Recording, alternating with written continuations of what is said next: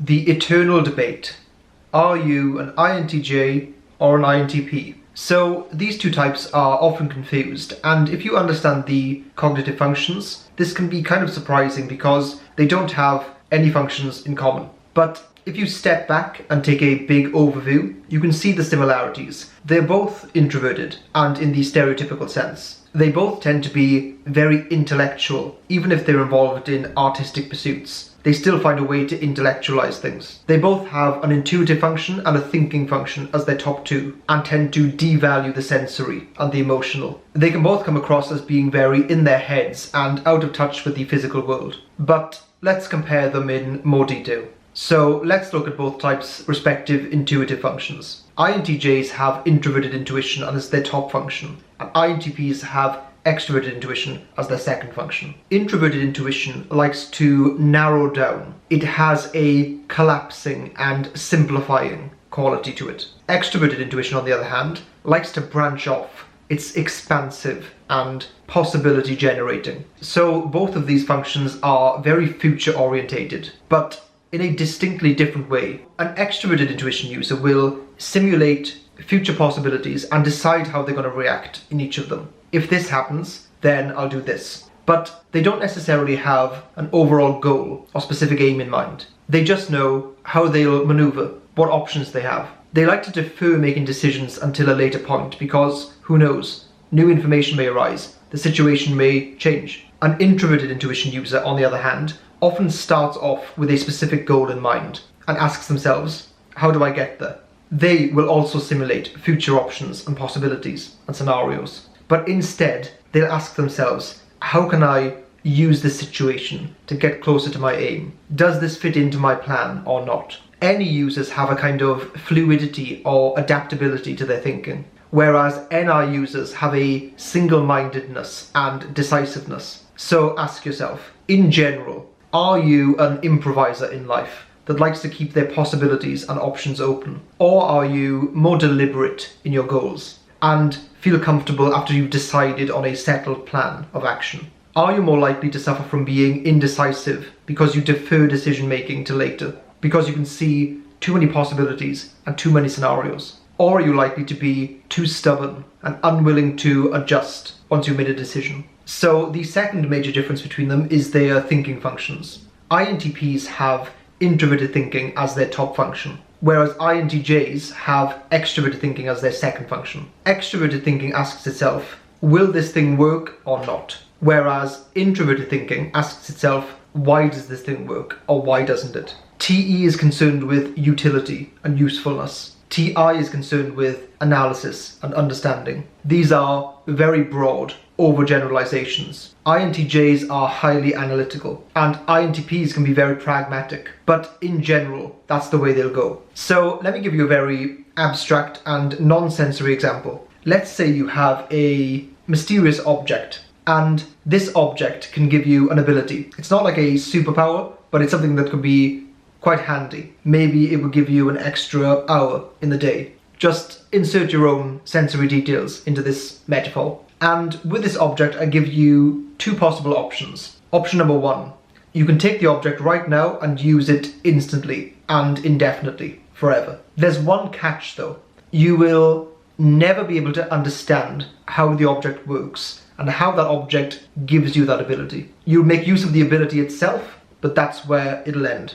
Option number two, I give you the object right now, but currently it doesn't work. In order to get it to work, you have to analyze it, break it down, understand it. Then you'll be able to use it and operate it. And once you've understood it, you may find that it has many other possibilities beyond the ability that it gives you. In general, and that phrase in general is very important with these things, INTJs are going to lean towards the first option, not because they don't value understanding things and breaking things down, but they see the vision that they're working towards as more important. It's often the case that INTJs end up making huge breakthroughs and discoveries en route to their goal. They just aren't as concerned with them. INTPs, on the other hand, will not be able to deal with the fact that there's this mysterious object that does this thing, and they don't understand how it works. Obviously, in daily life, we're all constantly using things that we don't fully understand how they work. We just know they do. But if the choice is between usefulness and utility, and analysis and understanding. TE types go this way and TI types go this way. Okay, let me give you another example because I'm just in the zone. Let's say you have an INTP and an INTJ doing a YouTube channel, and both of them independently realize that a certain color works best for the thumbnails for their videos. Let's start with the INTP. So the INTP will think, that's interesting. Why does that color work? Maybe this color, in some way, relates to our evolutionary past. Maybe we have an inherent relationship to this color because at some point, for some reason, it was beneficial for our survival. Maybe this color is similar to a ripe piece of fruit that would have stood out amongst the terrain of our evolutionary past, and our attraction to that color helped us find better food to eat. Or maybe it's an example of how modern day life has warped or weaponized our relationship with a particular color. In the same way that red in nature represents danger or a poisonous creature, yet a red dress or lipstick is considered alluring and seductive. So maybe this color stands out to us as threatening in some way or dangerous, yet since a YouTube video by definition can't be dangerous, debatable, it just becomes eye-catching and clickable. 5,000 Wikipedia articles later and you have not finished the video. Then you have the INTJ. The INTJ comes to the same realization and thinks, interesting. That's probably something to do with our evolutionary past, or maybe it strikes a balance between being eye-catching yet not unpleasant to the eye.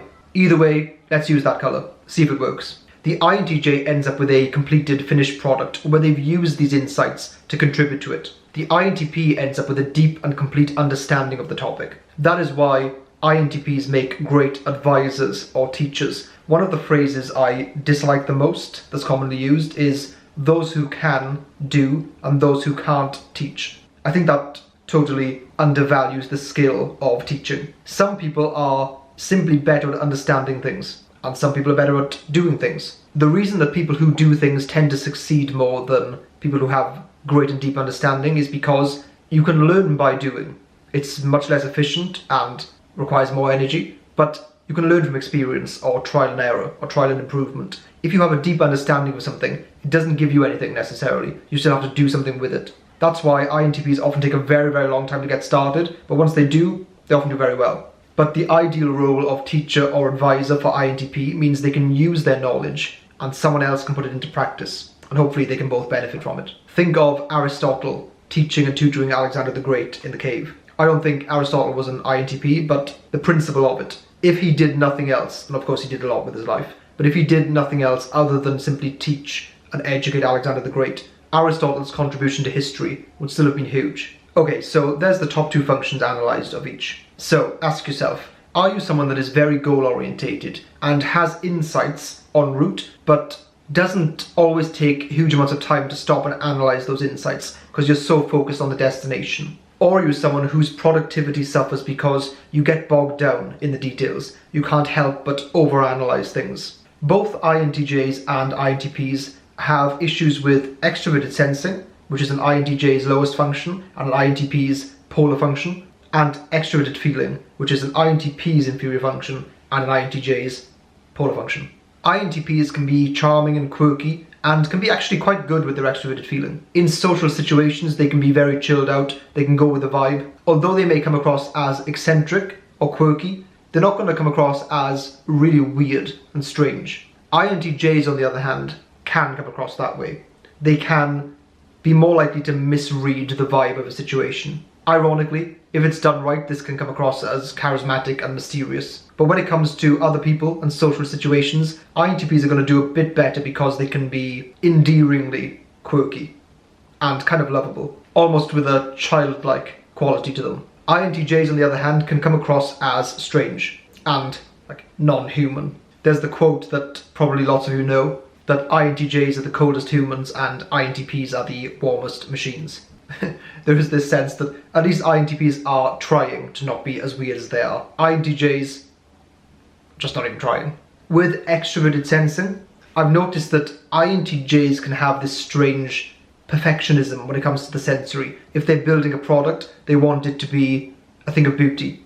If they're making a piece of music, they obsess over it. Even with the way they dress sometimes. I've said before that INTJs tend to have a signature outfit, but they want that outfit to look good. It could be the case that there's some insecurity towards extroverted sensing as the inferior function, and they overcompensate for it. In the same way that INTPs can be socially smooth sometimes because they're so worried about not being that. INTPs, on the other hand, can be very, very out of touch with the SE. INTPs can definitely neglect the sensory. Whereas an INTJ will go out dressed in dark, INTPs will look like they got dressed in the dark. There comes a point in every video, and this is why my videos are always so short, where just the weirdness of sitting in a room talking to no one gets too much. The third function of a personality type is often extremely important, but we have many videos on INTJs and INTPs in this channel talking about all the functions, especially the third function. So maybe I'll link some in the video below and you can check those out too. One last thing I will say, when we make a video on this channel and we see the people are subscribing, it's like a positive feedback loop that tells us you're either doing a good job or moving in the right direction. Conversely, if we do a video and not many people subscribe, we take it as a bad sign. If you enjoyed this video or found anything useful in this video, feel free to subscribe. Bear in mind, you can always unsubscribe later.